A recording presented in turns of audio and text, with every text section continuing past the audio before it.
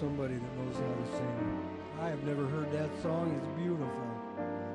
That's a beautiful song. Oh yes, please stand with me.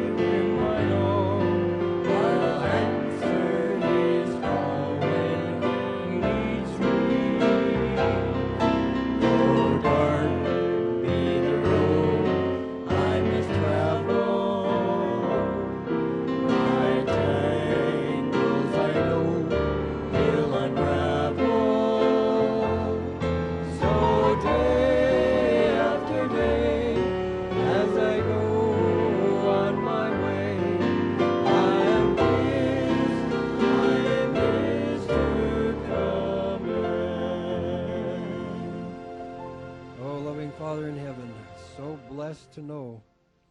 And we're going to learn some cooking methods or food. Father, I pray that you'll bless Charmaine as she brings us this message. May it help us. Help us, Father, with the nourishment of our bodies. Bless our ears that we might hear. In your Son's precious name, Yahushua HaMashiach. Thank you, Father. Please be seated. Now let me see here. They're not here, so the time is yours. He's going to show something first. Christina,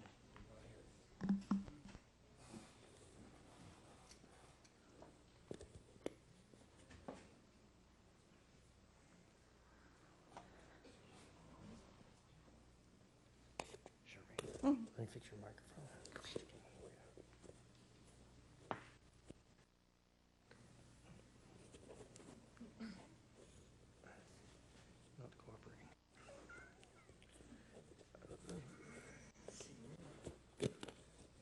You guys can start it up there.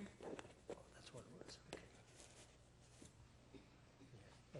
Okay. I'm Charmaine Vierra, and I am a health coach and health evangelist. And that is why I am bringing you this message today. I want to talk to pastors and church leaders about the health of their congregation and the importance of it to salvation. It was 16 years ago, at the young age of 37, that I was diagnosed with stage 4 breast cancer. I didn't think myself a candidate. There was no history in my family, and I was living what I thought was a pretty healthy lifestyle. But when that doctor found that tumor, it was 7 centimeters and growing really fast. And at that time, I didn't know much about natural healing, but one thing for sure, I knew that I couldn't burn or poison myself to wellness. I was very sick, not only physically, but emotionally, mentally, and spiritually. And a sister in the church reached out to me and just continued to show love and to visit me. And over a period of time, it was that friendship that really drew me back into the church. I think we're missing an opportunity within our community for faith-based health education to meet the health needs of our community, as Jesus Christ did when he walked the earth. And let me tell you why. God created us from the dust of the earth, and he placed us in a garden. And he's taking us back to the garden to get healthy again. You know, I have found, as a health ministry director, as a Bible worker, as an outreach coordinator, that when we go out in the community, that people have a lot of real needs going on. Their families are broken, there's a lot of dysfunction, there's a lot of pain, and on top of that, there is just epidemic proportions of disease.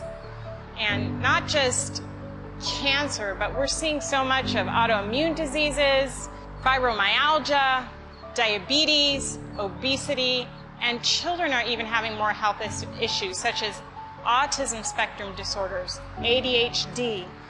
And the families are just broken down. And I have found, as a Bible worker, that it's very hard to open the Word of God with anybody whose basic needs aren't being met.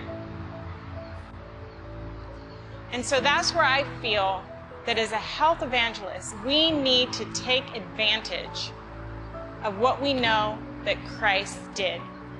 And I believe Christ mingled with men as one desiring their good, and he showed sympathy with them. And he ministered to their needs, and he won their confidence, and then he bade them to follow me. And I have seen this model work over and over and over again, that when we approach evangelism, when we approach our community with a heartfelt desire to do them good, to meet their health needs, to minister to them as Christ did, that we win them to Jesus Christ.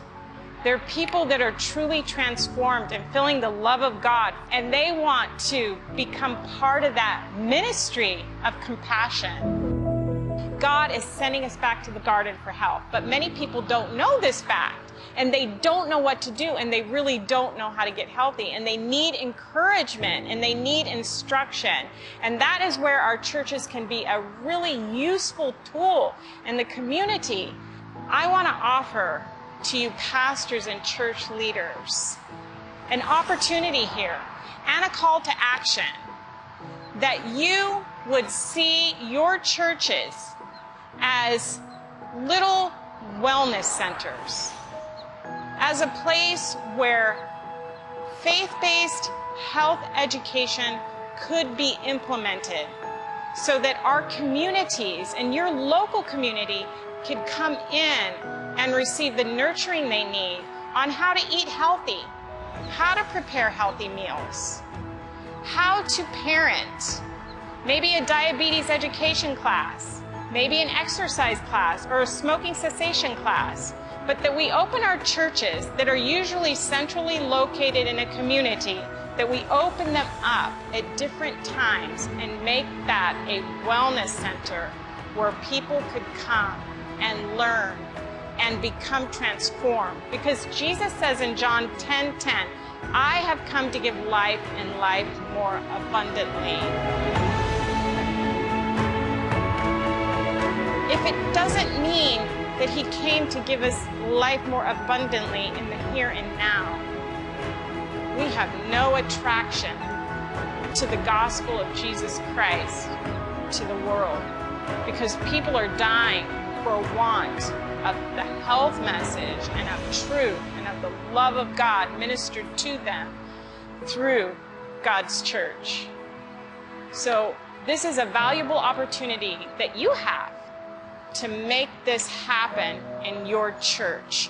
So as a health coach and as a health evangelist, I want to offer my services to you to organize a team of your church leaders to be able to come together and to coordinate volunteers and programs and children's health programs to outreach to your community. Contact me, Charmaine Vierra, and I will get in touch with you and submit a proposal where we can start to collaborate together to create a mighty movement of health in your church family. Thank you so much for your time. Thank you for watching this. God bless you.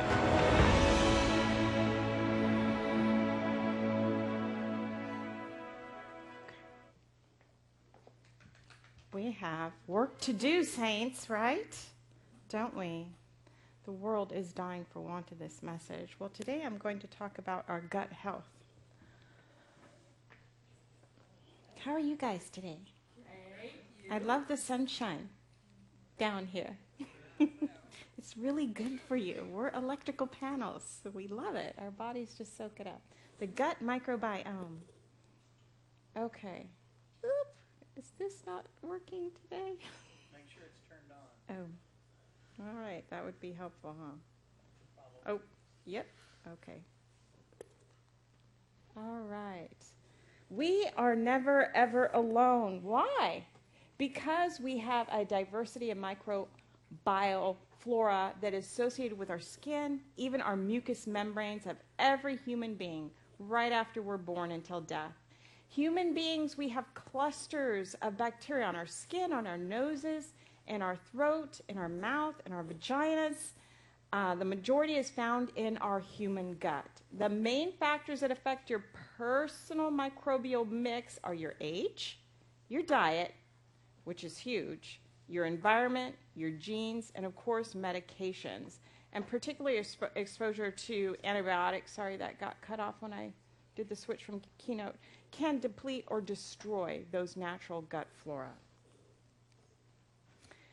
Did you know that Hippocrates said, the father of modern medicine, says all disease began in the gut? He knew this over 2,000 years ago. What is gut flora? Gut flora, or gut microbiota, or gastrointestinal microbiota, it's a complex community of microorganisms that live in the digestive tracts of humans and animals. And it's really complex. It's an ecosystem, and there's 100 trillion microorganisms, over 10 times the number of human cells. Together they weigh as much as 2 to 5 pounds and function like an extra organ in your body and play a huge role in your health. And the diversity and strains of these bacteria vary dramatically between individuals. There are thought to be around 1,000 different species of gut bacteria, and over 83% is located in the gut wall. I am so sorry this is cut off. I don't know what to do about that. There's nothing we can do about that, huh? Healthy gut bacteria play a vital role in the body. Well, they have some things they do in our body. They're not just bad guys, they're good guys. They prevent the growth of pathogenic bacteria, because there's good bacteria and bad bacteria. They play a crucial role in digestive health, and they regulate gut development. They also communicate with immune cells, and thus it controls how our body responds to infection. And also, they affect our central nervous system, which controls brain function. So, how do we really pick these up? Well, we get them when we're born. We're colonized at birth. Babies get microorganisms from their moms. They get them during delivery when they pass through the vagina or from contact with the mom's skin. Of course, cesarean babies don't have that experience, so a lot of times they'll take some of that vaginal fluid and they'll just put it on the baby's skin just to give him or her that colonization.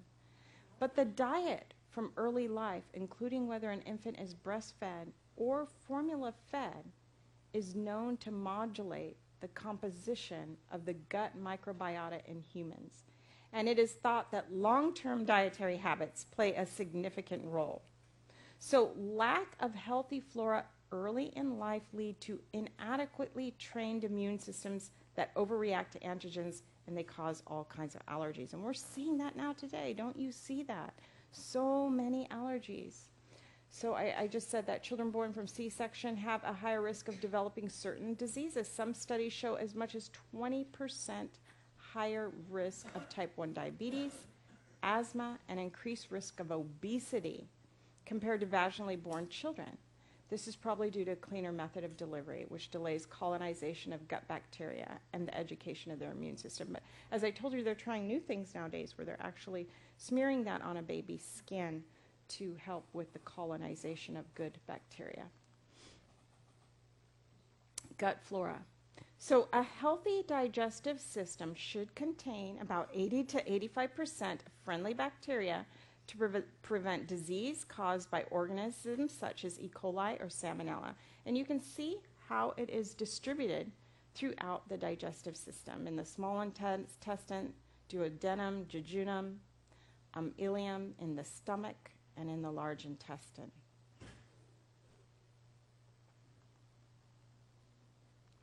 Let's talk about the good versus the bad.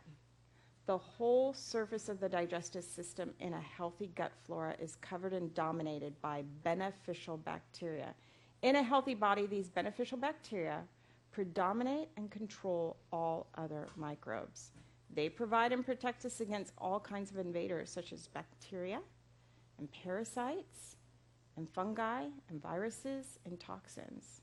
And apart from providing us with a physical barrier, they produce antibiotic-like substances that are antifungal, antiviral, that dissolve viruses as well as bad bacteria. So you can see where these things are just hugely, these microscopic things in our body are hugely beneficial.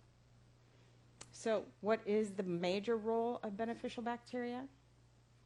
Well, digestion and absorption of food.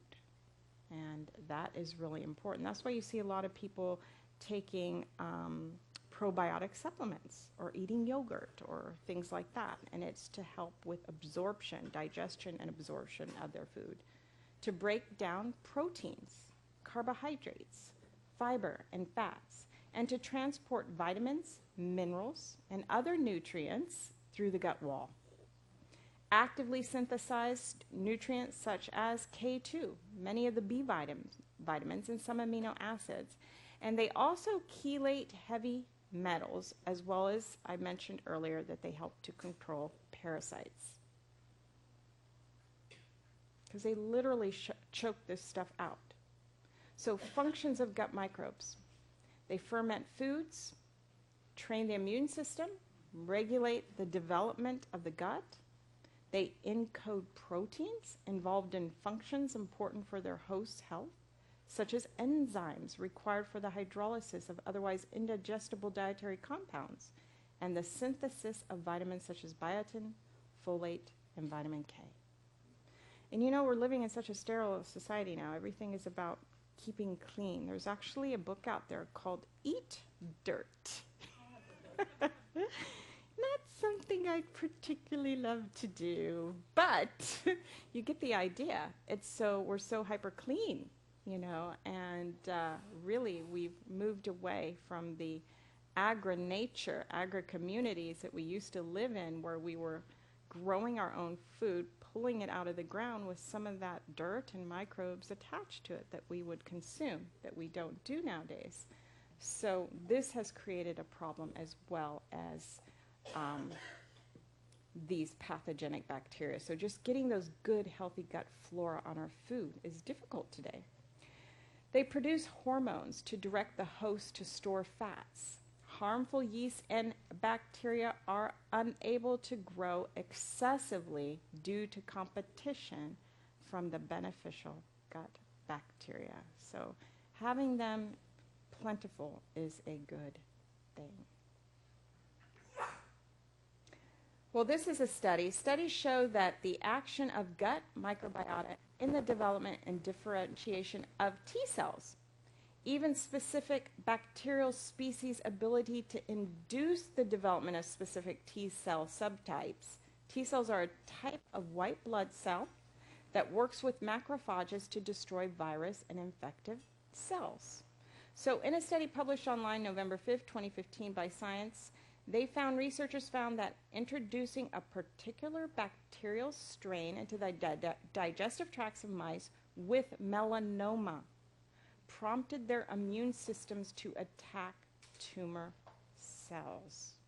The gains were comparable to treatment with anti-cancer drugs called checkpoint inhibitors. So they're extremely beneficial, and we probably don't even know all of the roles that they actually do play.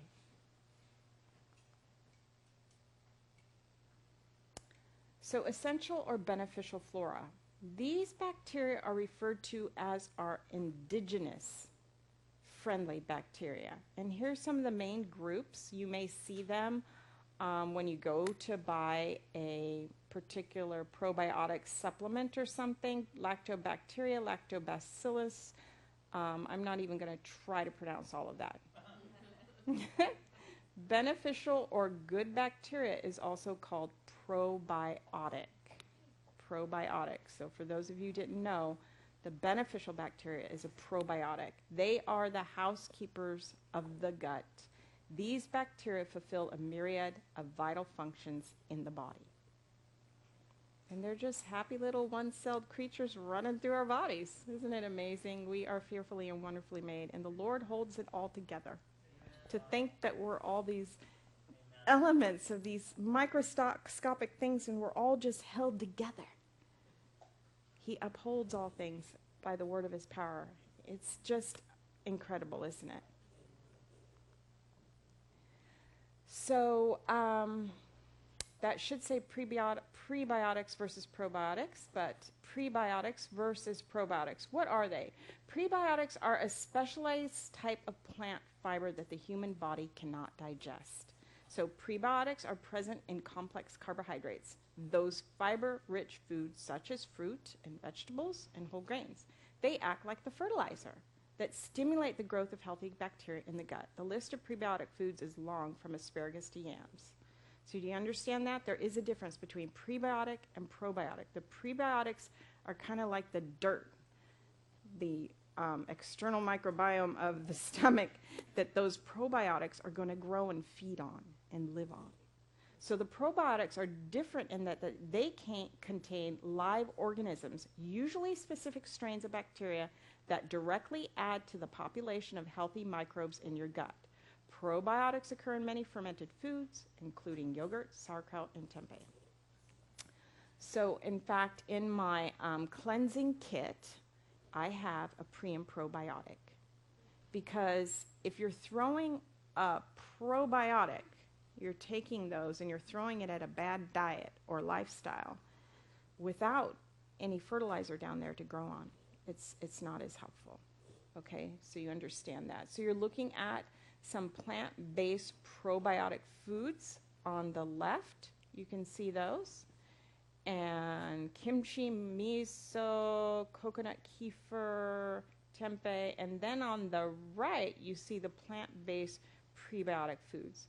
Those are the foods that are going to provide those non-digestible fibers for those probiotics to grow on.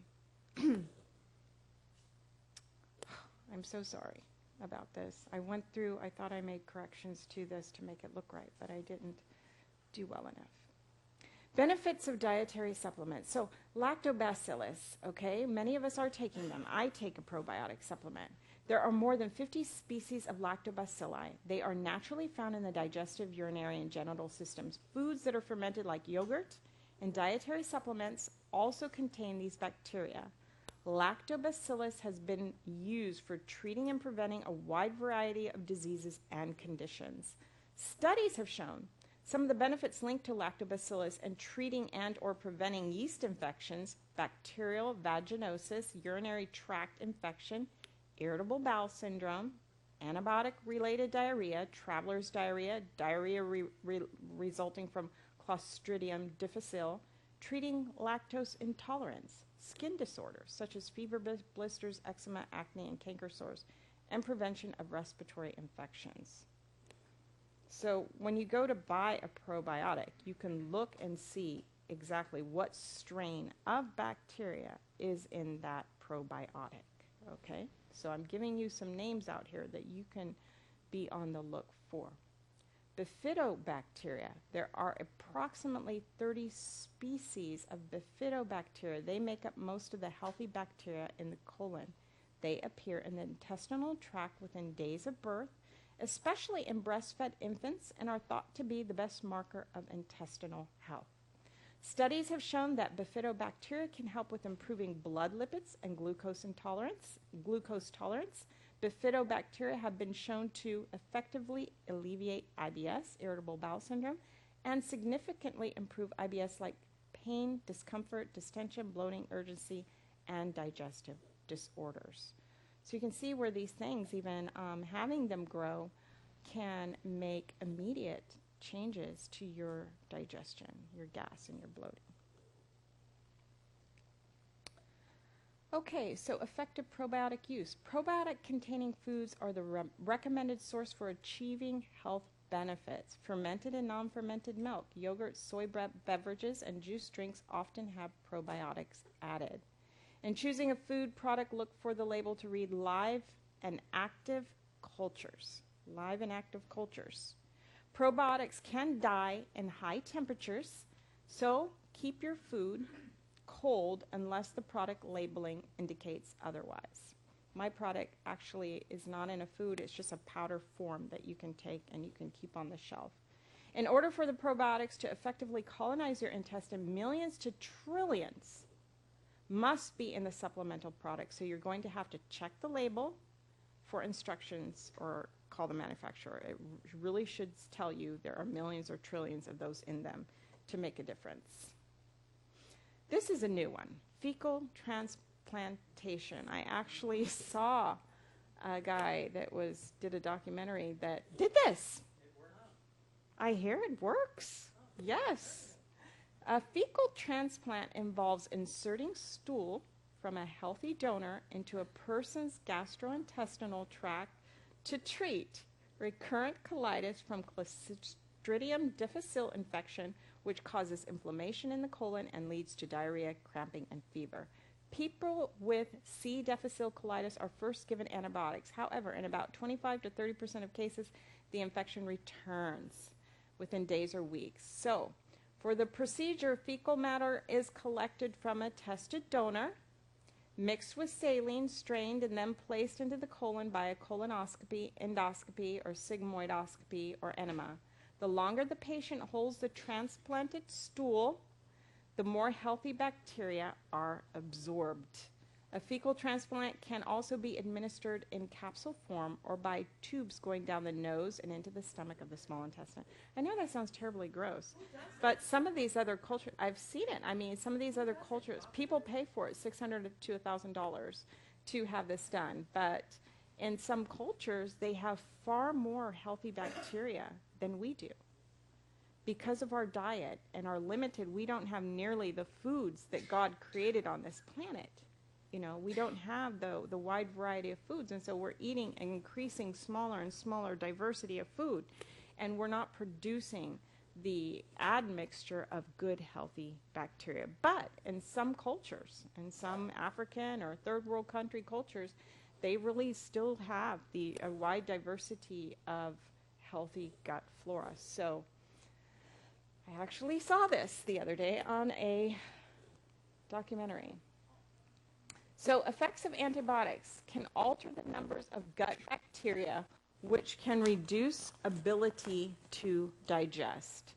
They can cause diarrhea by irritating the bowel directly, changing the levels of gut flora, and allowing pathogenic bacteria to grow. And they create antibiotic-resistant bacteria in the gut. Probiotics rely on a few strains of good bacteria. Every time we swallow antibiotics, we kill the beneficial bacteria within our intestines.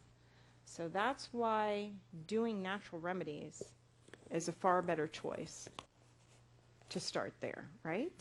You know, the leaves of the tree are for the healing of the nations.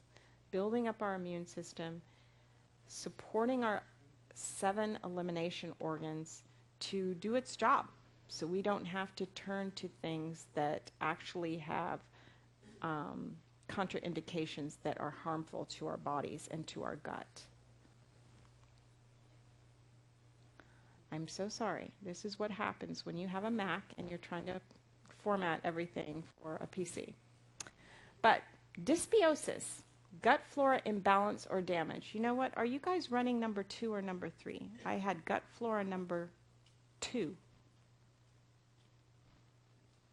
Is that what you have playing? You do? It should say on the top gut flora number 2, because I went through and edited, and this doesn't seem like it's edited. Oops, got all kinds of issues going on here. Somebody told me when you're ever in a nervous position, just smile. Yes. It reduces a whole lot of stress from people. Yeah, that is too. Okay. So sorry, everybody. You guys still love me, right? Okay. So, too much, too little, or wrong can cause health problems. And this is what happens when you have an imbalance. And an imbalance can occur from mental health. We saw yesterday, right? Our mental health can react upon our body, causing an imbalance and causing acidity and adrenaline and things that can affect change with our gut. And so this is what happens. Sepsis, colorectal cancer, multi-system organ failure. We already talked about IBS, inflammatory bowel syndrome, Crohn's disease, ulcerative colitis. Alzheimer's disease, obesity, diabetes. I'll try to be careful, okay? Metabolic syndrome, leaky gut. Now this one is huge. Leaky gut is huge because they say 100% of autism children have leaky guts. Yes, and it's increased over 150% since 2010. So something's going on here, okay? Their guts are off. It's a nutritional issue. There's things that are happening, whether it's vaccinations or their processed food or whatever's going on that are destroying their good, healthy gut bacteria that's causing a leaky gut, that's causing inflammation even to the brain. You see how we, with this beautiful health message, can really affect change and social change in our communities? Getting people's minds back, their cognitive, the decline that we see, and just reclaiming their minds. Transformation. Non-alcoholic fatty liver disease. That's amazing to me. Toxicity. The pathogenic bacteria, which gives off toxicity. Non-alcoholic fatty liver disease. Neurological disorders, depression, anxiety, attention deficit hyperactivity disorder. We already said autism, allergies, hypocholesterolemia, and hypertension. So this is an imbalance. This is where you've got way too much pathogenic bacteria by comparison as your good, healthy, beneficial bacteria. You guys following me? Yeah. Okay. Leaky gut and risk for obesity and diabetes. This is very interesting. Dysbiosis, that imbalance, causes inflammation which perforates and damages the thin layer of the epithelial cells lining the gut, allowing unwanted microbes and toxins to enter our bloodstream. When an individual has a leaky gut from an imbalance of gut flora, it allows for endotoxins to slip through the membrane into the blood. Endotoxins are large, heat-stable lipopolysaccharides from the outer layer of gram-negative bacteria.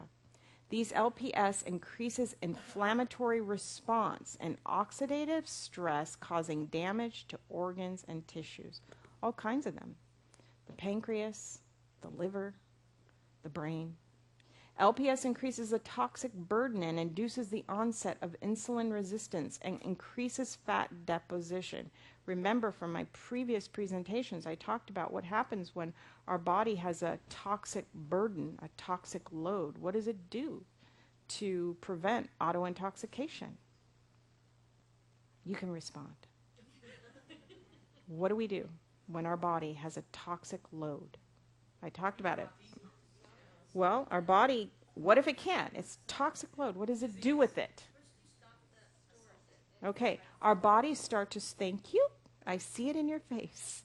It starts to store it, doesn't it? It enrobes those toxins and stores it in our fat cells. That's why you feel so rotten after you feel rotten. Even with it stored, it's still problematic. Because remember, those are toxins. Those are harmful things that are leaking out and causing havoc and inflammation, even though they're stored in adipose tissue. So, and it's, as I told you the other day, that even when you diet and your bodies release all this stuff, what happens? Your body starts to go into this hyper mode of producing fat to protect yourself again. So you find yourself gaining all the weight back. So it's really hard to get control of this, and especially ladies, you're hitting that age and we go through life, and as I said, 287 known carcinogens in a baby's umbilical cord blood. Think of me living 54 years. We accumulate a lot of toxins, and that is why I introduce my cleansing system, is because sometimes you need to take internal poultices, nature's internal poultice, to chelate, to pull out those toxicities out of the blood.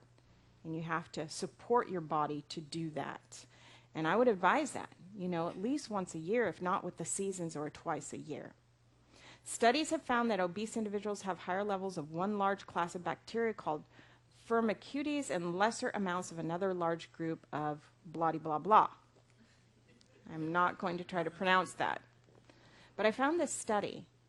These gut bacteria prevent mice from becoming obese. What could they mean for us? So it was a study in which a specific class of bacteria from the gut that prevented the mice from becoming obese suggests that the same microbes may similarly control weight in people. Interesting. So researchers at University of Utah Health have identified a specific class of bacteria from the gut that prevents mice from becoming obese, suggesting these same microbes may similarly control weight in people. The beneficial bacteria called Clostridia are part of the microbiome, collectively trillions of bacteria and other microorganisms that inhabit the intestines. So they're actually finding bacteria that, once they're ingested, they will prevent obesity. And the documentary that I was watching, I don't remember the name of it, but this tribe of African people, they had these bacteria in the gut that actually prevent. So they're leaner by virtue of those gut bacteria that resided in their gut.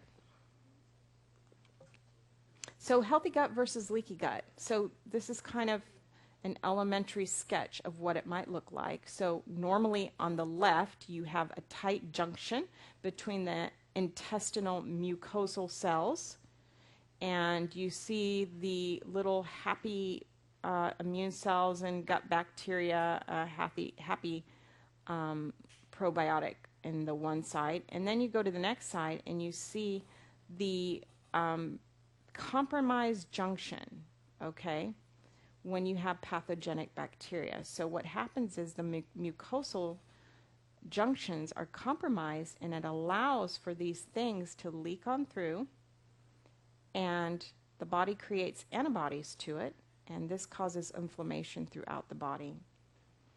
This also explains I lost it for a minute. Molecular mimicry, which they say type 1 diabetes is molecular mimicry, in which particles of undigested milk protein slip into the bloodstream from the gut. We make an antibody to that, which looks very similar to the pancreatic cells, and within 5 years you could destroy a child's pancreas. And that's how they say the onset of type 1 diabetes occurs. So this same scenario, a leaky gut. Leaky gut and autoimmune disorders. Oh, I didn't know I had this slide. There it is, molecular mimicry. Can target any tissue in the body. So you're looking at your autoimmune disorders. All follow this same molecular mimicry pathway. Do you understand? So it is a leaky gut that's implicated here in these conditions of Hashimoto's, Graves, thyroiditis, rheumatoid arthritis, celiac disease, ulcerative colitis, type 1 diabetes, scleroderma, hemolytic anemia. So Dr. T. Colin Campbell in the China study says that molecular mimicry is the cause, and he really points in on animal protein. The animal protein, and in this case, in his studies, he used casein, which is a milk protein. So the body makes an antibody to casein, a milk protein, and that looks very similar to the proteins of the pancreas. And that's where the problem comes in, because the body goes to work to destroy the pancreas cells because it looks very similar to the casein. 5 years, that's all it takes to destroy a child's pancreas and bring on type 1 diabetes. The body attacks itself.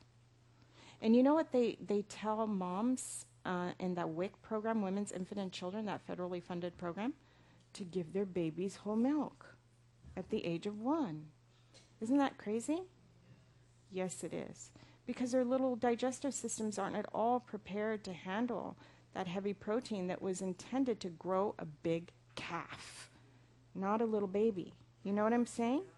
So they just don't understand. And that's why I was so baffled when I was working in the inner city in Spokane, and you see all of these clinicians coming through a person's door and just revolving it like this all day long. Her job was to take her child to appointments. And I was just baffled because, you know, I could see what she was feeding her children, the milk that she was getting from WIC. She was on WIC. So the milk that she was giving the child, and they had runny noses and sickness and scabs and scales on the skin, and, you know, you don't want to get in trouble for saying stuff, but I would kind of drop hints. Why don't you try? What is your gut telling you should be doing? And try to help her along to, make those changes. But yeah, it's just a lack of understanding and education, just pure ignorance. And that's why it's so important for us to get out there in our communities. When you go back to your home, to your churches, to your little groups, talk about this. We shouldn't be an island to ourselves. We need to take what God has given us and share it with others so that they too can benefit from the salvation that God has provided in the here and now as well. Leaky gut risk for autism. I talked about that. Autism is a spectrum disorder, which means it can be mild, moderate, or severe. Okay, affects 1 in 59 children in the U.S., and all of them have leaky guts. Okay, it's huge. And you look at what a kid eats. I see it. They have a bagel for breakfast. They have a grilled cheese for lunch. And somebody opens a can of, thank you, something like that. What's that noodly thing with the SpaghettiOs? Thank you. They'll have SpaghettiOs for dinner. And they won't have anything green, anything living, anything that's from the ground that has any nutrition to it at all. And so they're being set up for this. And their little minds, are taking a hit as well. Developmentally disabled. Cognitive decline. So here's a gut-brain axis. I'm just about out of time here. The systems of connections and communication between the gastrointestinal tract and the brain is referred to as a gut-brain axis. Some researchers speculate that infections occurring early in life could negatively affect the mucosal membrane in the GI tract, disrupting this gut-brain axis. So UCLA researchers have shown bacteria ingested in food can affect brain function in humans. Let me say that again. Researchers have shown bacteria ingested in food can affect brain functions in humans. In an early proof of concept study of healthy women, they found women who regularly consume beneficial bacteria known as probiotics through yogurt showed altered brain function. That should, woohoo, that's, yes, we need to eat some fermented foods. That's why I make my own sauerkraut. Okay, lots of things can damage our gut flora. Here's a list. The pills, stress, pesticides, chemicals, fats, poor diet, all kinds of things. Chlorinated drinking water kills them. Drugs, okay? Stress, okay? Because stress can cause an acid environment and change the gut microbiome. Okay, so here is a healthy versus unhealthy gut. You see a healthy colon and one that has an overgrowth of candida. Now, we all carry candida, but it can get out of control when we don't have the beneficial bacteria. You see what I'm saying? Yes.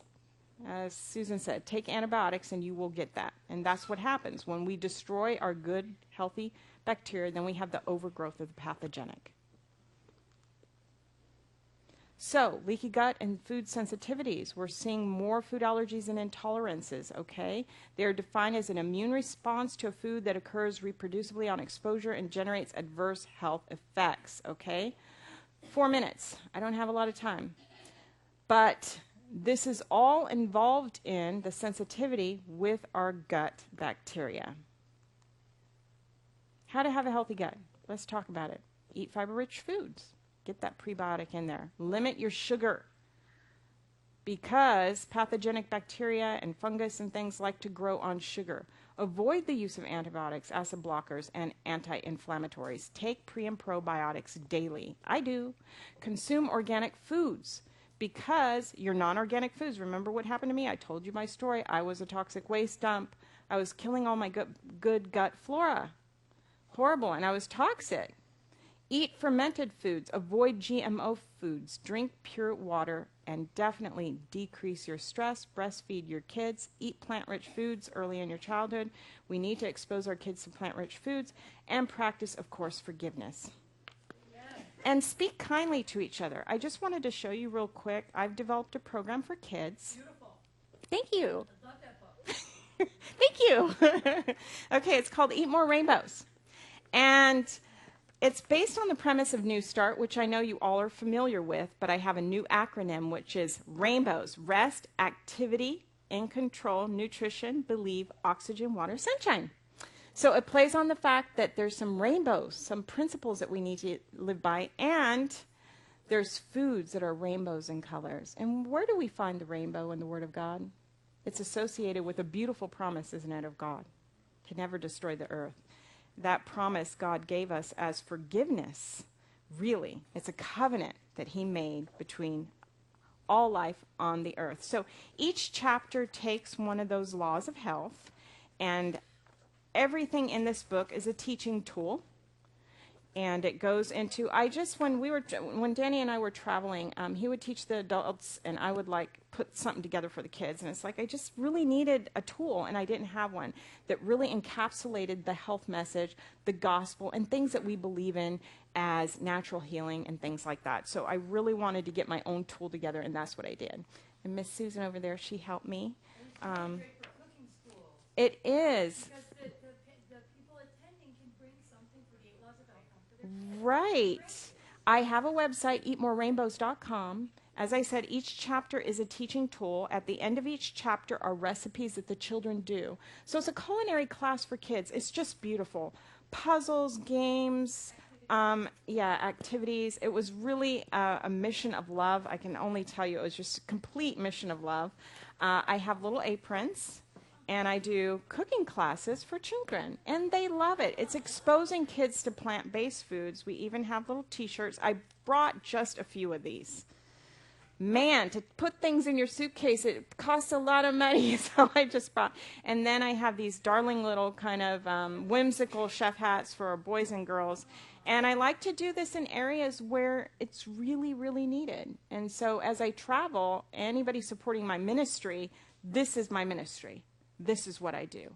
I speak, I try to reach in the inner city and do programs for kids and expose them to these things. But in doing so, you're also touching the lives of the parents. And we try to do things like a parent add-on for them as well to teach the parents. So this is my life. And you saw my video earlier, so you can go to CharmaineVierra.com.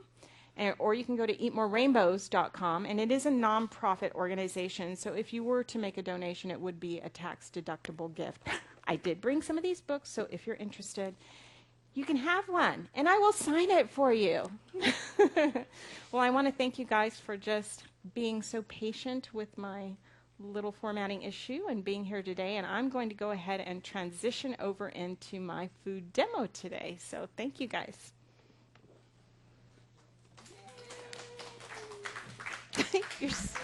You're such a cheerleader. Am I supposed to get up or just let her go?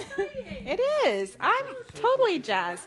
Okay, so I'm going to take 3 minutes to get my assistant Lynn. Now listen, I have recipes, but you have to share your email address, and I will send them to you digitally. If you don't have an email, just get with somebody next to you and they can print them off, okay? Okay, 3-minute break, 5-minute break. Yeah, I was just going to do that. We need a 10-minute break and we'll come back. 10? Just like That's- 5. I was told 10. We need 10? Hey, we need to. Okay. Okay, 10 minutes. That's a long time. All right, well, you guys can ask me questions. I will answer questions. I'm going to go wash my hands. 4 o'clock yet. Oh, okay. I'm going by that clock up there, that big fat clock.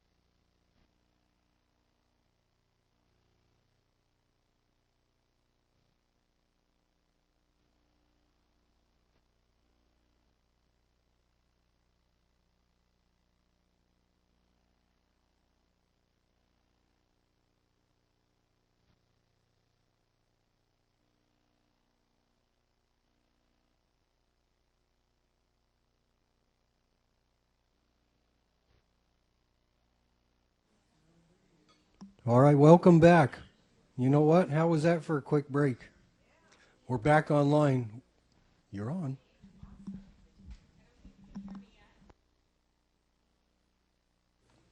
Okay, we'll just keep that to one side for today. Am I on? Can you all hear me?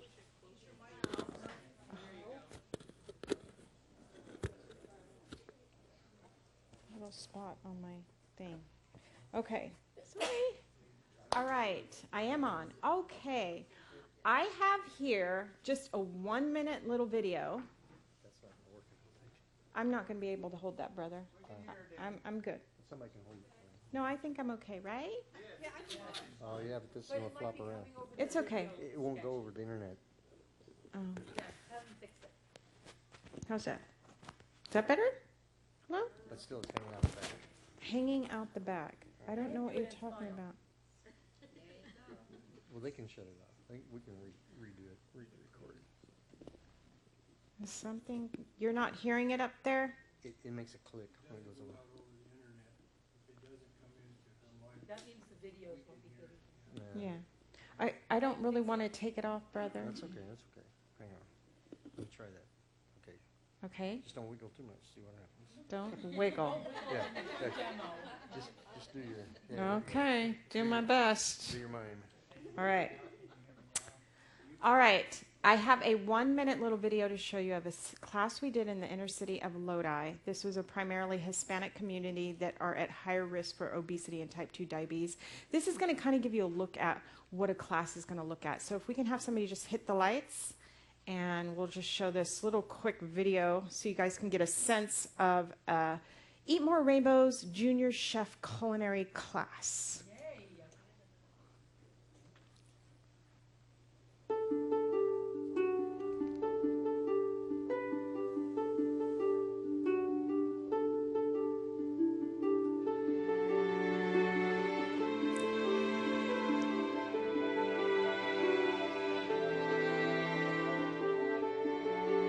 That's zucchini pasta.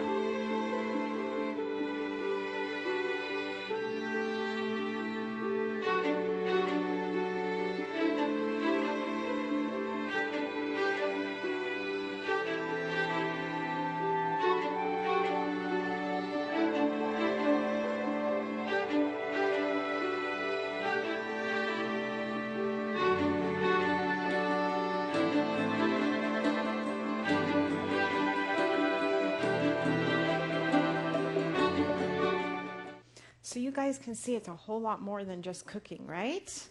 So lights, please. So in this little book here, they learn about their bodies. That it's the temple of God and how their bodies work and function. We'll just have to click out of there. All kinds of excitement around here. An ad for what? Antibiotics. I even have grounding in here, the importance of just getting your feet touching the earth and the benefits of those free electrons and anti-inflammatories, and so it's just fabulous. If you want to look through it, I'll leave it up here for you guys can take a look, and I brought over 100 of them. So please buy one and have me sign it and give it to your favorite child in your life. Buy 5, yes. Okay, so today for our demo, I have cauliflower tacos. I'm going to do a guacamole, and I also have a carob mousse, which I've made before, and I have some delicious, kind of like a Concord grape chia boba coming out to you. It's a drink that we're having poured, and as soon as that's ready, you can just give it to them. It would be really refreshing so that they can have that. This cauliflower taco is so amazing. Make sure also that you sign in on the sheet so you can get my free recipes coming at you over my demos during this Tabernacles. So the cauliflower taco meat is so amazing that I use it for things like as a salad topper. I've also done like stuffed peppers, and you can put it on that. So it kind of makes like a little kind of mock ground beef almost. It even looks kind of like it. So I'm going to show you how to do this. It is very, very simple. So we are going to use our food processor with our S blade. And remember, eating food as grown and in their raw state as much as possible is good. Now, this is a really teeny vessel here. It's not going to get much in there, so I might have too much. But these aren't soaked. You could soak them, but for this recipe, they're used dry. So if you soak them, you'd probably want to dehydrate them to dry them out. Walnuts. So we're taking walnuts. You know, I had a gal up in Coeur d'Alene, because I do private chef work. If you're in the Spokane, Coeur d'Alene area, you have food allergies or are gluten intolerant, I will come to your home and cook for you. Pretty special, huh? Yeah. So I had a gal, and she's 31, and she had 42 food allergies. Can you believe it? She was just like, I don't know what to eat. Because, you know, her husband was Russian. He liked a lot of meat, and they were eating all this shrimp and seafood, and she really didn't know what to do when she found out that she had all these food allergies. So I went into her home, and for about 3 months, I, you know, made some special things for her to eat. And it was so interesting one day, because she was doing the cleanse as well. One day, she was just bawling and just crying her eyes out. And she said, I can't believe it. I can actually feel today. I can feel my emotions. And she hadn't in such a long time. She had just that brain fog and kind of that out of body, just kind of moving through the world and not really being emotional at all. And she was just crying, I can't believe it. I can actually feel today. So it's amazing.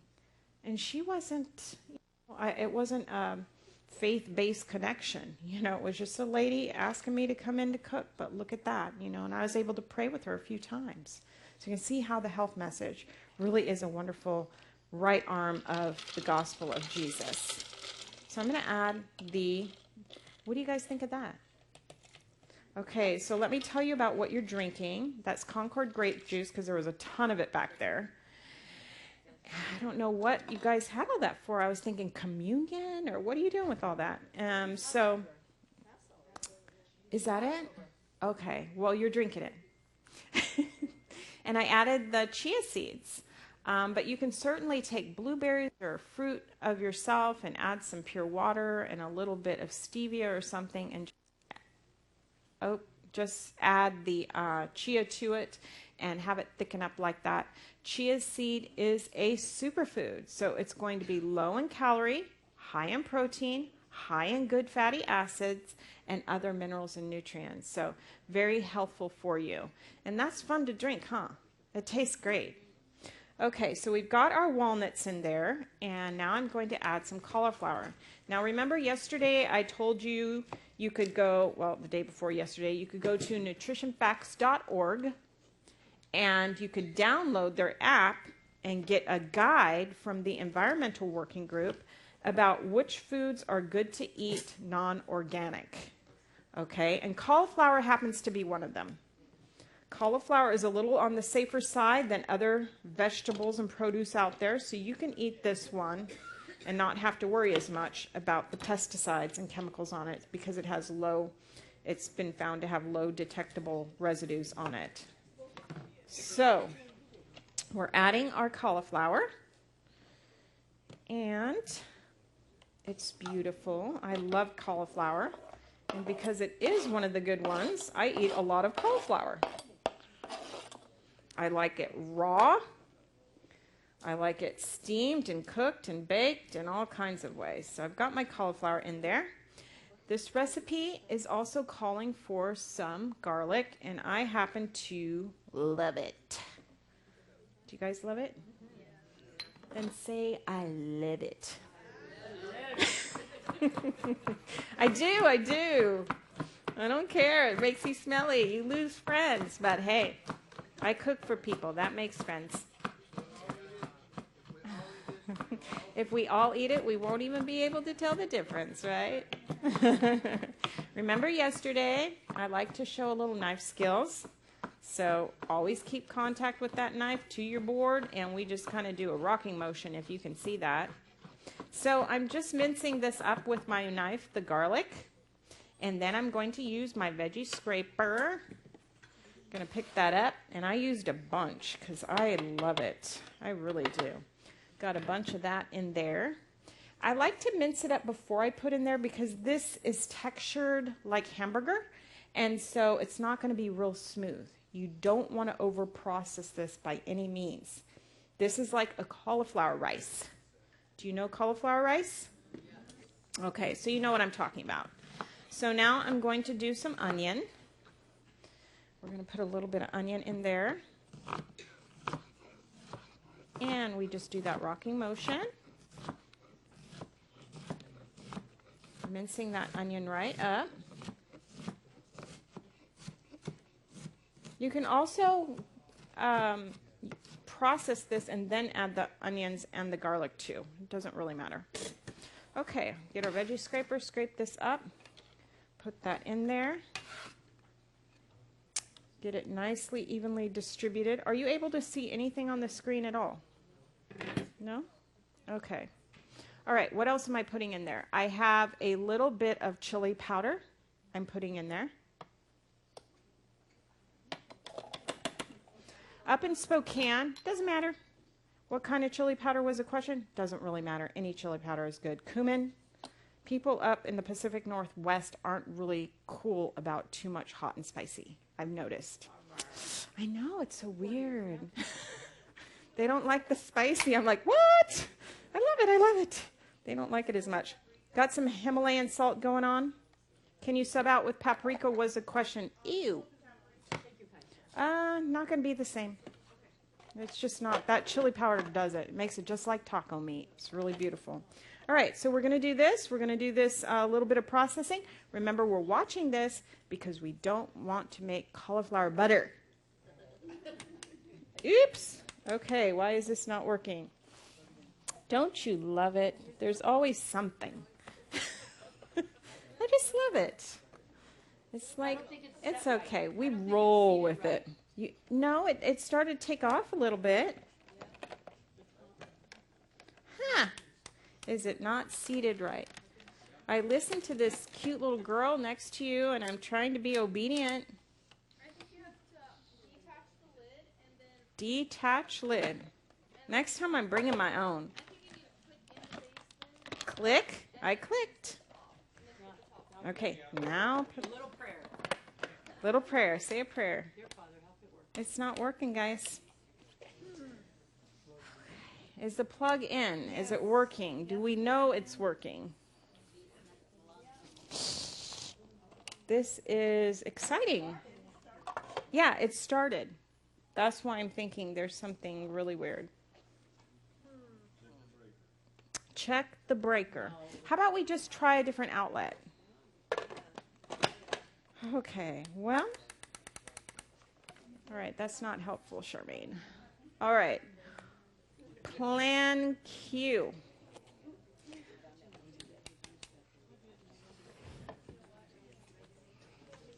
Anybody bring their food processor to Tabernacles?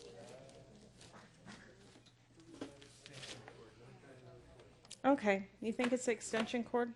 It did start to go, and then it just gave up the ghost. All right. Does anybody have any questions about anything in the universe? I'll answer them now. How much are Eat More Rainbows books? Eat More Rainbows books are $9.95. Awesome. That's a good deal. A lot of love and effort is put into that, and you are contributing to a ministry. How did I make that? That is just grape juice with chia seeds in there and letting it sit a few hours and stirring it. And you want to make sure you stir it and go back in 10 minutes and stir it so it doesn't all sink to the bottom and turn to lead. But isn't that amazing? What's the ratio? I don't know.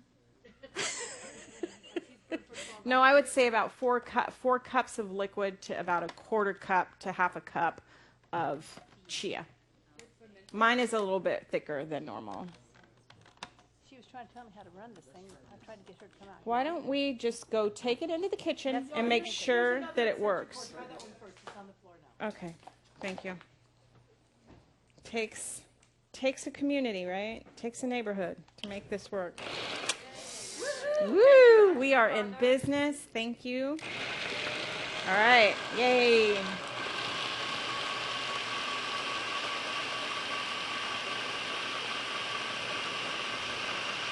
Now you don't really want to overprocess that. The next thing I'm going to do is add some color to this. I'm going to put in some tomato paste. Okay? Before I do, let me just tell you and show you, all kinds of excitement. This is what it looks like. Yes, cooking demos are fun. No, where did it go? There it is. Yay. Yippee. Everybody see that? Okay. Yay. All right, get that back down. Okay, now I'm going to add the tomato paste. I never was a good baker. Confessions, vulnerability, transparency. And it's because I'm an intuitive chef. Nothing is ever the same. I just love on it. I speak words of love and affirmation over my food. Everybody loves my food. I think they love it because it's made with so much love. Right. It's true. I love on my food. And I'm just one of those people that I love people through my food. Do you know anybody like that? It's like, I want to serve people my food and just, I don't even have to watch you eat it. I can just watch you eat it. And it's like this vicarious thing of watching you chew and your eyes roll back in your head. And it's just kind of like, whoa. And I'm like feeling so good and ecstatic just watching you. Okay, there we go. Color. I don't want to mix that too much. I'll let you see what this looks like.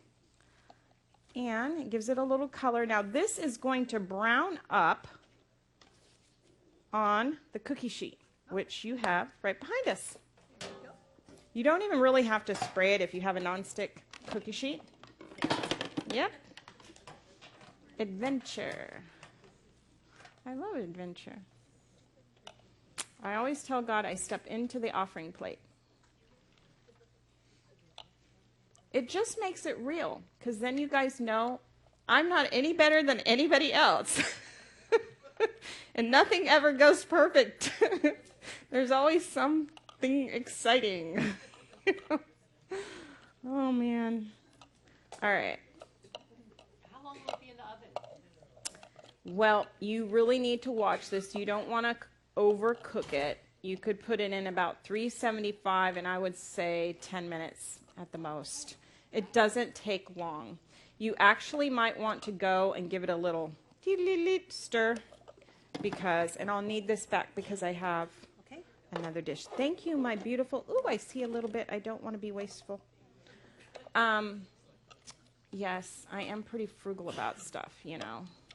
When you're on a budget, it kind of makes you like hyper. Ooh, let me get that last little pinch.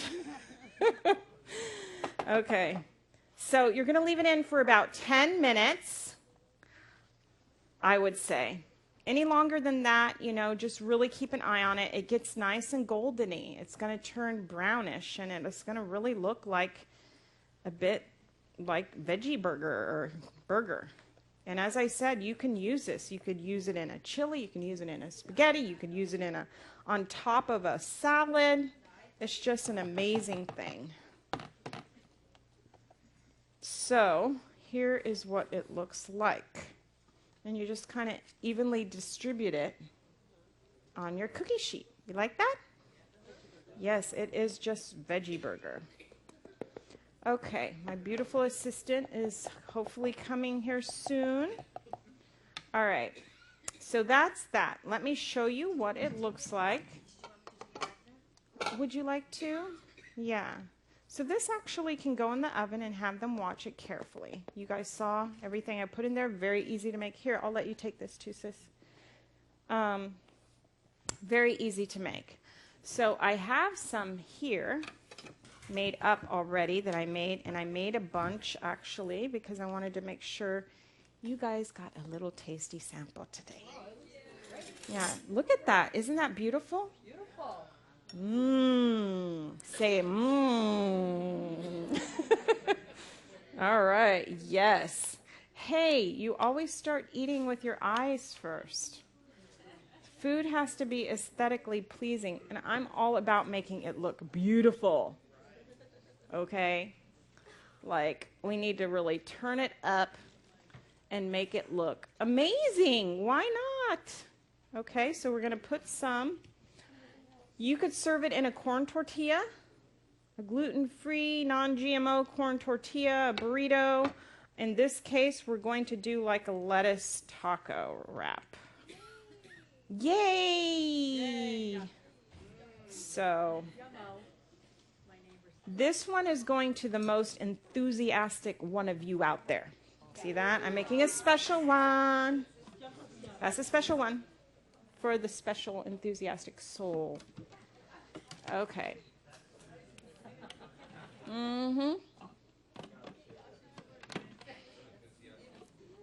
What? You have to be enthusiastic. I'm a mom. I have eyeballs up here. I know who is and who isn't. Enthusiasm means entheos, God within. Like it. Okay. Now I'm going to go ahead and do like a quick little guacamole to go on this. All right. And there's really no rhyme or reason to this. In my estimation, I'm just going to go ahead and take my avocado, which is looking pretty tasty. I love avocados. Healthy fat. It's also very high in what? Do you guys know this? Potassium. Thank you. Yes, potassium, more than a banana. Good source of potassium. So we're going to take our avocado. Got a little bit of brown on there. That's okay. It's not going to hurt anybody. A little bit of brown on the avocado isn't going to... I don't freak over that stuff. Maybe. Extra digestion. Maybe more probiotic, huh? Okay. Take that. These are nice and soft. So nice to be in California again and see some like vibrant, ripe food, you know. It's not all hard and yeah. No, I love the Pacific Northwest. Don't get me wrong. I certainly love the people. But it's different. You know, you wake up 5 days outside of summer and there's 3 inches of snow on the ground. It's pretty weird. Really weird. It's like, what is this? Where am I? Is it Christmas out or what? I just like, I don't know what's going on here. I don't know what's happening. I couldn't believe it when I was laying in bed looking out towards the blinds and I'm like, what is that? I thought it was sunny yesterday. All right, so I'm just going to smush this. I know, Christmas, not Christmas. How about I say Tabernacles? Outside of Tabernacles. All right. So we've got our avocado. Just going to smush it up real quick with my fork. I am. We're going to do the garlic thing again. We are going to do it. All right. It does. I don't, but I have a red bell pepper. There we go, smushed up. Now, I'm going to take some onion. And I love color. I'm all about color, okay? So if we can use a red onion, wow. I like anything that pops in the kitchen. Don't you love it? When it's like so beautiful. Do we have any tomatoes, sis? Do you know if we have any tomato back there? Like one? Yeah. It doesn't matter. Just one.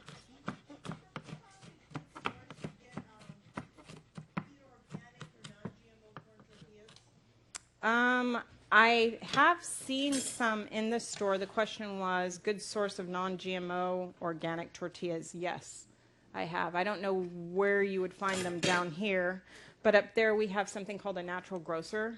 Probably if you go to Whole Foods, something like that here in California. Sprouts. Yeah, Sprouts would probably have. But I have used it. So there is such a thing as a non-GMO organic corn tortilla. So we just added our red onion. How about some garlic now? You can see how easy it is to make your own guacamole. I'm going to go ahead and run this on the microplane. Oh, thank you. We're using our microplane here. And it's a pretty nifty little kitchen tool because it gets it all collected on the back of that. And then you just tap, tap, tap, and in it goes. I think I need one more, don't you? Because I love it. It's so good for you, right? This is going to promote good, healthy gut flora as well. Okay, so we got our garlic. How about some red bell pepper? I can put a little bit of that in there too. And cut some strips here. And then turn them sideways and we can get some really small micro diced. I needed to sharpen my knife. It's not doing its job. This is a little Fiskars sharpener that I take with me. When I travel, I take my own knives just to keep my knives nice and sharp. That's better. So we're going to add some red bell pepper. And it's all about color, you guys. In my book, I have red is good for the heart. Believe it or not. Purple is good to help you not to age. There we go. How about some cilantro, which is really a good blood purifier, detoxifier, chelator. Cilantro is wonderful for that. So we can add some cilantro. Do you guys like cilantro? Yes. I can't believe somebody said no. That lives locally. That's amazing. Okay. Maybe that's it. All right, let's add some fresh lemon to this.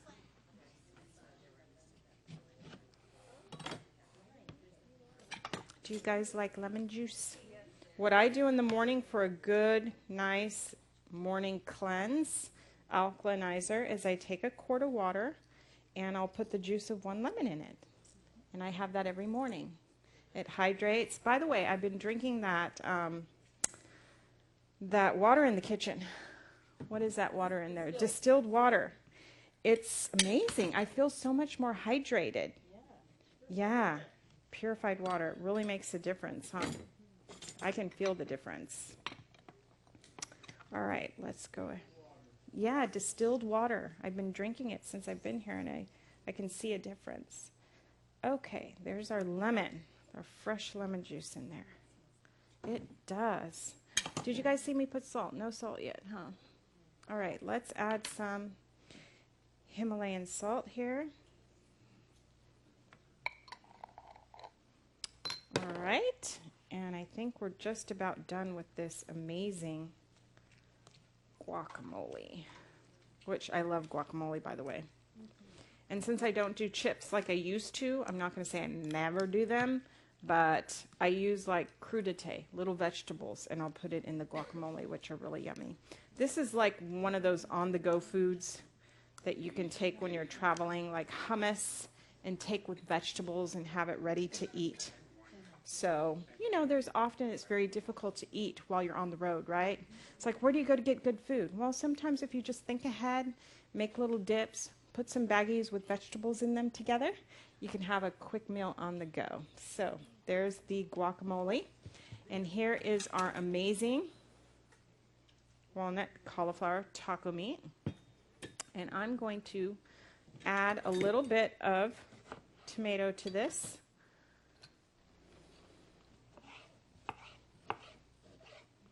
And we'll put a little bit of tomato on this.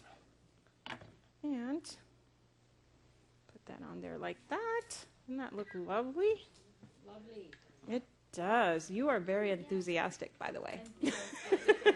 You are working very hard for that taco. I think it's lovely. It is lovely.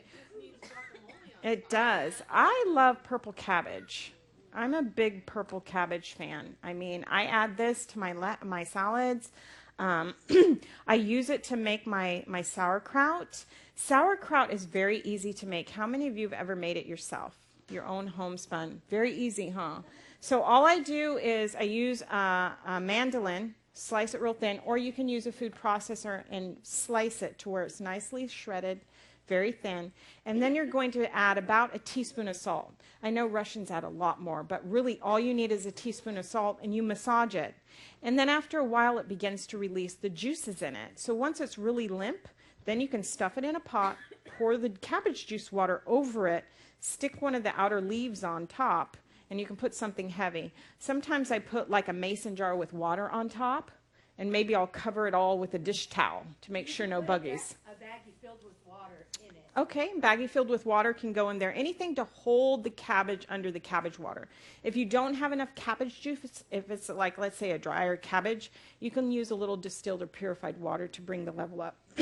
You always want to keep it under the water so it can do its thing and grow those healthy bacteria. Otherwise, it will mold. It will get ugly. So I'm going to use a little bit of this purple cabbage because I love it. And we're going to shred a little bit of this, put it on top there. Just for color even, because it's just beautiful. Isn't that beautiful? Yes, it is. Are you enthusiastic? Yes. Be enthusiastic. Yes. It is looking lovely. They had it in about 10 minutes. So you think, What on what temperature? I think it's 375. That doesn't feel very hot. But she just brought it out. Now, this was on 375. Let it go a little longer than that. You can see the difference of what I have there. Yeah. You want the onion to cook up, and it has to run a little bit longer than that. It gets a little browner. Yeah, a few more minutes. Thank you for bringing that out. That was very helpful, by the way. All right. Let's add our guacamole to this. I hear enthusiasm. You guys are cute. We need a picture of that. It does. There. I'm sorry, Victor. I haven't heard a peep out of you, Victor. Now, don't try to get this away from your wife. He thinks he's going to get half of it. Okay. Yeah. And this is amazing. This is so delish. I mean, this is a meal. I could eat 2 of these. That's luscious. Okay. Now, once my beautiful and lovely assistant comes out, I'm going to have her get some little lettuce leaves going, and we're going to get you guys going with some of this too. So let me just get her squared away here. Okay. All right. Next thing I'd like to do is a carob mousse, which is fun. I know some of you already know how to do this, but we're going to do it anyway because they have this stuff back there, and I think it'll be pretty nice. So for this recipe, again, we're using some avocados. This is such a delish. This makes a good fudge icing. It has a lot of versatility with this that you can use this for.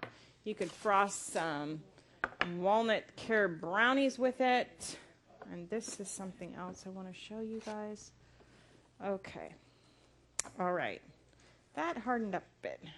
All right, so for this, we're also going to use our food processor. You certainly could use your Vitamix blender if you wanted a high-powered blender.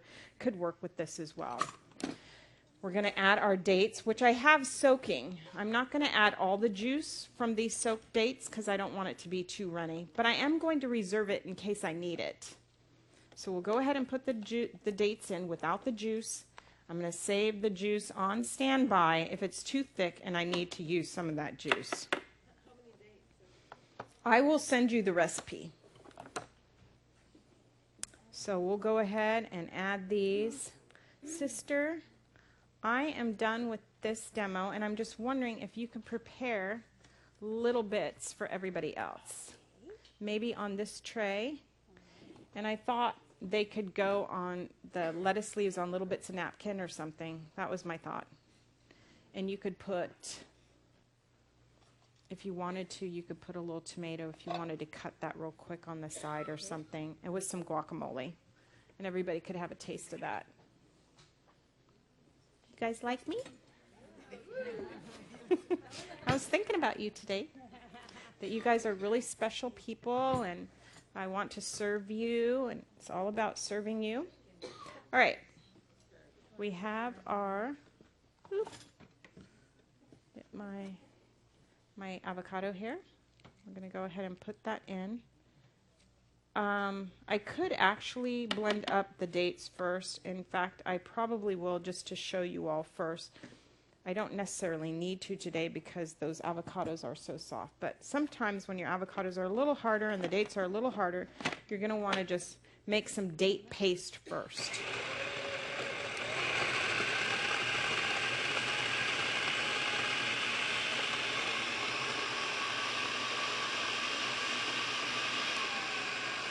So that's how you make the date paste. That's really easy to do. I'm going to let it whiz around one more time, and then I'll show you what that looks like. That is looking luscious. A nice thing. Getting excited. I know. Yeah, I love food too. I don't know. It does that to me as well, Susan. I get very excited when I see food. All right, we're adding these soft avocados. Whoop.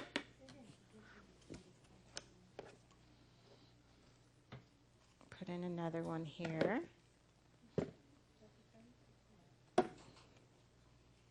These are so soft. If they were a little more hard, I'd probably cut them up a little bit, but in this case, all I need to do is take my spoon and just kind of smush them all down in there, and it gets them nice and evenly divided in there. So there we go.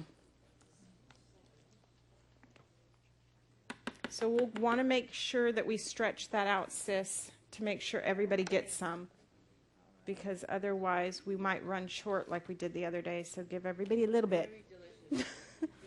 Are you using some of this, sis, too? Yes. Okay. Yep. She's got a hard job, and I really want to say thank you to Lynn, because she was the minute woman. Let's give her a little applause here. Thank you, Lynn. She's amazing, and I haven't heard her presentations, but she can obviously has many talents. All right, I'm almost done here. And put my last little bit of this avocado in here. These are amazing foods. I honestly like to eat one probably almost every day. I love them that much. Me too. Yep. Avocados are incredible. And I will put them in my smoothies. I will make green liquid salads and put them in with cucumbers and spinach and lemon, and I'll drink those. Cucumber, by the way, is very good for your skin. So we're going to go ahead and take these avocados and blend it up with the dates.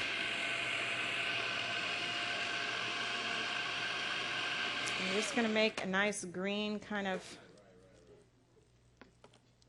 mixture here. Ginger sounds good. Throw a little ginger in here. Fresh ginger would be nice. Different.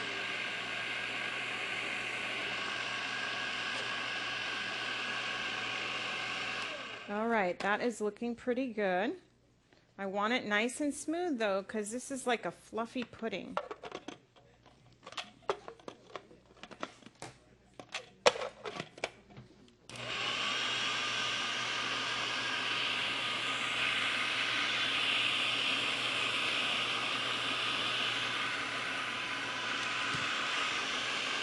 All right, I just want to show you guys what this looks like.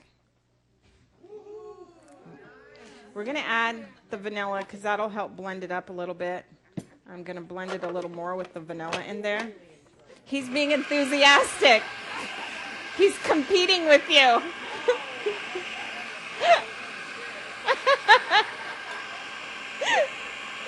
Right. All right, let's give this a stir. That is looking good. Okay, I've got 9 minutes to wrap this up. I can do it.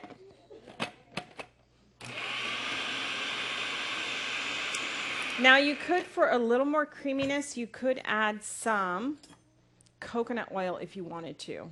This is pretty liquid here. I'm going to add just a little bit of coconut oil. I think it'll give it a nice flavor, add a little creaminess, but you don't have to. Coconut actually is a medium chain fatty acid. They say it's very good for your memory as far as the health benefits of your coconut. If you have issues with triglycerides or fat, definitely leave that out. All right, now I'm going to add some of the carob powder to this. Let's see. And we're going to see an amazing transformation. I don't think I'll need that reserve juice. It's plenty smooth.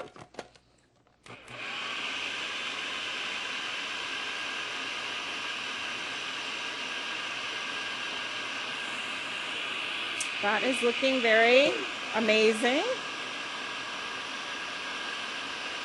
Love it. You could use it if you needed more for that. If we need more, we have it because that's done already. So this is looking quite delicious. I'm going to give it one more spin before I show you how it looks so good. Yeah, looks amazing. It is. All right, let's take a look at this. Let's take it in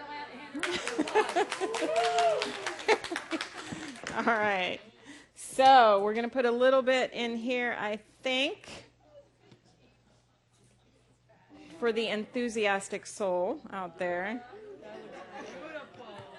Also, they made some waffles out here, and there was some of this berry sauce left. Wow, good grab. So there we have it. Hello. Yes. Yes. Yes. I can even say that. Yes. It is beautiful. So there is enough of this, I think, for everybody to have some in a little cup. Another thing I wanted to show you real quick, and I just have 2 seconds, really quick. Okay. You remember that protein ball I made the other day? Yes. Run it in the carob, and guess what you have? A truffle. Yay, that was great. That is so good. Hemp. The truffle. Roll it in the carob. That concludes my demo, you guys. Thank you.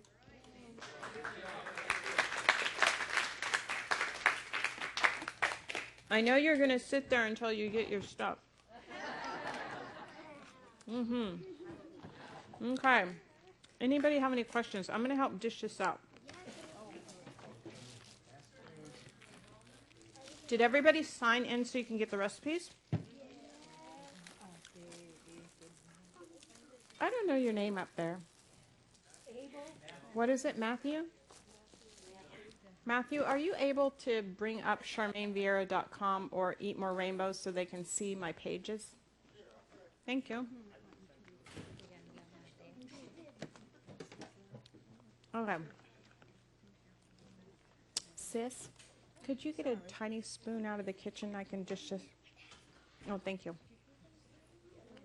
All right. That protein ball and the carob.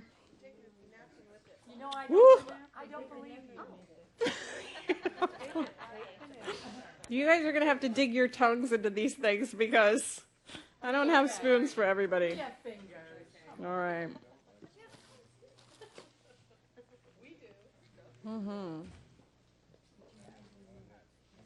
Oh, thank you. That works fine. It is. Any questions from anybody? Okay, that's my website. And on my website, you can get the kit I've been talking about. Somewhere on there. Maybe if you scroll down. Yeah. The foundational program kit. That's the detox kit. Turn around and you'll see the ones she's done. Huh? She didn't see the ones you did. Who didn't? What are you talking about? Okay, so you can go on my CharmaineVierra.com. Now if you can go to eatmorerainbows.com. That's my it's a nonprofit. Right now I moved my nonprofit to Spokane because that's where I am. But the Lord may call me somewhere else. I don't know. Oh, here it is. Which one? Nope, That one, yeah. That's my page. Yeah, great. Yep, so we've got the book. I have a store. If you go to the store, It's a cell. That's a little cell man. yes, my book is narrated by Joe Sell, and he talks about how everything affects him on a cellular level. So he's kind of the mascot of the book. Yeah, there's a store where you can get the book, but you can get it from me. You don't have to pay shipping right now. I have a few aprons, a few t-shirts. Also, there is in the store, I have a link to the other resources that I use, like the different things that you saw in that to teach with. Okay, so I'm just going to. Hi. Thank you. We do. That's all right. Maybe we'll just do this without a tray. Do you like one? Well, you guys, it's been a pleasure to do this for you. I've enjoyed it immensely. I think you feast-keeping folks are amazing. Isn't it? Is it really garlicky? It's too hot? No, I like it. If it doesn't have personality, you might as well fast. If it's too garlicky, I'm sorry. It's okay. It's good. Thank you. As long as we all eat it, we're all good first.